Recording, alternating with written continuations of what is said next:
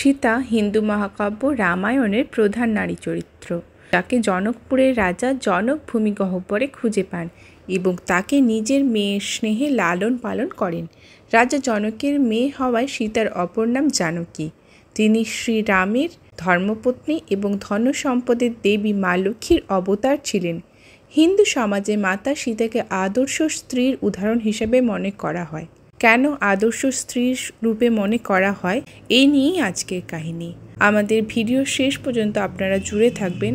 আশা করব আপনাদের যদি এই ভিডিও ভালো লাগে তাহলে অবশ্যই আমাদের চ্যানেলটিকে সাবস্ক্রাইব করবেন।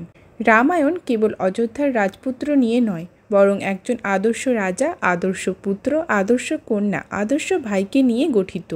এই সমস্ত আদর্শ সম্পর্কের মধ্যে আদর্শ স্ত্রী সীতার ভূমিকা অত্যন্ত গুরুত্বপূর্ণ। সীতার ভূমিকা তখনই আরও বেশি গুরুত্বপূর্ণ হয়ে ওঠে যখন তিনি তার স্বামীর সঙ্গে নির্বাসনে যেতে চেয়েছিলেন, যখন তিনি তার পবিত্রতার প্রমাণ দেওয়ার জন্য আগুনের মধ্য দিয়ে হেঁটেছিলেন। এই বিখ্যাত পর্বটি অগ্নি পরীক্ষা নামে পরিচিত।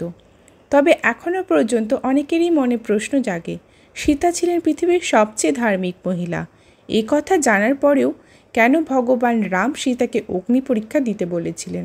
স্বামীর প্রতি তার অটুট ভক্তির পরেও কেন একজন মহিলাকে সতীত্বের পরীক্ষা দিতে হবে? আজ আমরা এই বিষয়গুলো নিয়ে কথা বলবো। সীতা ছিলেন দেবী লক্ষ্মীর অবতার। বিশ্বাস করা হয় যে সীতা আগে থেকেই জানতেন যে লঙ্কার রাজা রাবণ তাকে অপহরণ করবে।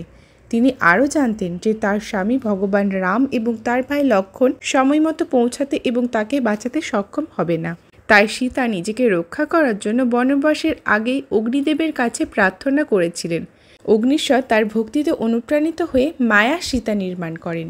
আসল সীতাকে তার শিখার মধ্যে নিরাপদে রেখেছিলেন, আর এই মায়া সীতাকে রাবণ জোরপূর্বক হরণ করেছিলেন, যাকে লঙ্কায় অশোক ভাটিকায় রাখা হয়েছিল। তিনি কিন্তু আসল সীতা নন, মায়া সীতা ছিলেন। ত্রেতা যুগে বিশ্বাস করা হতো ধার্মিক ব্যক্তির সঙ্গে কোনো খারাপ কিছু হয় না, এবং বিশ্বাস করা হয়েছিল যে রাবণ যদি সীতাকে স্পর্শ করেন তবে তিনি তার সতীত্ব হারাবেন। ভগবান রাম এসব কিছু জানতেন, কিন্তু যেহেতু তিনি মানুষ হিসেবে জন্মগ্রহণ করেছিলেন তাই তিনি কর্ম দ্বারা আবদ্ধ ছিলেন। স্ত্রীকে বাঁচানোর জন্য তার যা করা উচিত ছিল তিনি তো সবই করেছিলেন।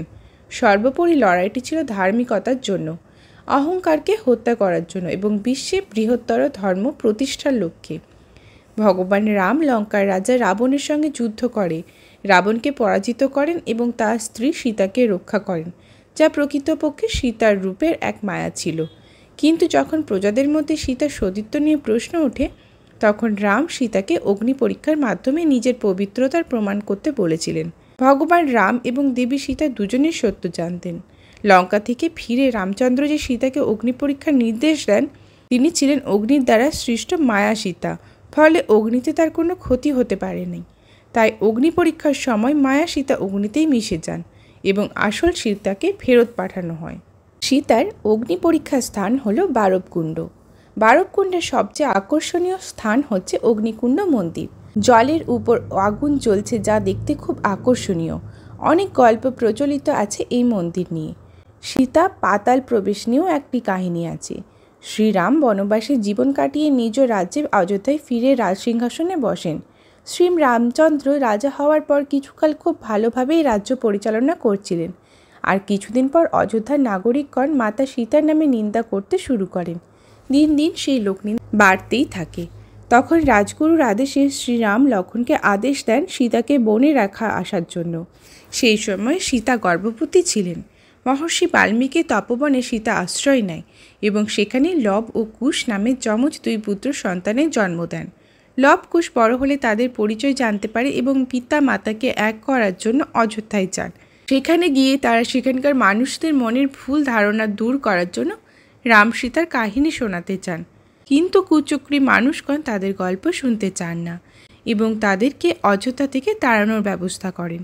ছেলেদের বিপদের কথা শুনে মাতা সীতা তাদের রক্ষা করতে অযোধ্যায় ফিরে যান এবং শ্রী রামচন্দ্রকে জানান যে লবকুশ তাদের সন্তান। তখন রামচন্দ্র সীতাকে আবারও অগ্নি পরীক্ষা দিতে বলেন।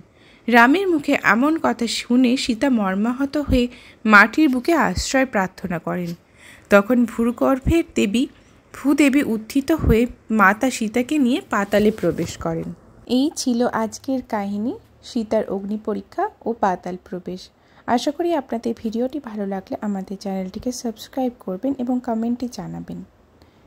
হরে কৃষ্ণা।